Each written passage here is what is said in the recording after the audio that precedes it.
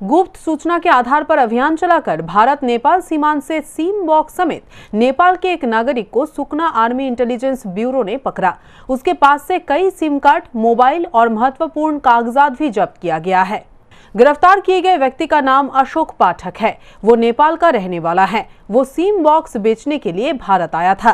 गुप्त सूचना के आधार पर भारत नेपाल सीमांत इलाके से सुकना आर्मी इंटेलिजेंस ब्यूरो ने उसे पकड़ा।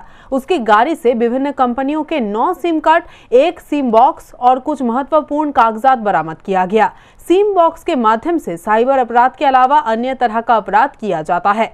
सिम बॉक्स के माध्यम से कॉल करने पर फोन कॉल को ट्रैक नहीं किया जा सकता, यहाँ तक कि उसका लोकेशन भी पता नहीं चलता है।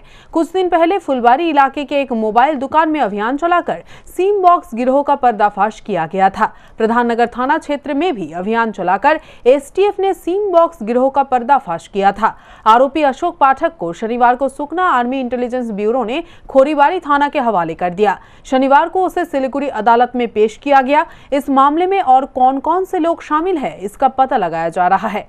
গতকাল ওই খড়িবাড়ি পুলিশ নাকা চেকিংয়ের সময় শুভম হোটেলের সামনে পানি ট্যাঙ্কির ওখানে একজন ব্যক্তি যার নাম অজ্ঞানিধি পাঠক, নেপালের নাগরিক, ওনার কাছ থেকে একটা সিম বক্স, একটা কালার রাউটার, কিছু polythene bag containing 12 number of coloured antenna এবং 8টা সিম কার্ড, এই কেবলের বিভিন্ন তার এবং বিভিন্ন ড্রাইভিং লাইসেন্স, আধার কার্ড, নেপাল ব্যাংকের অ্যাকাউন্ট এইসব পাওয়া গেছে এবং তাকে সন্দেহজনকভাবে তাকে গ্রেপ্তার করা হয়।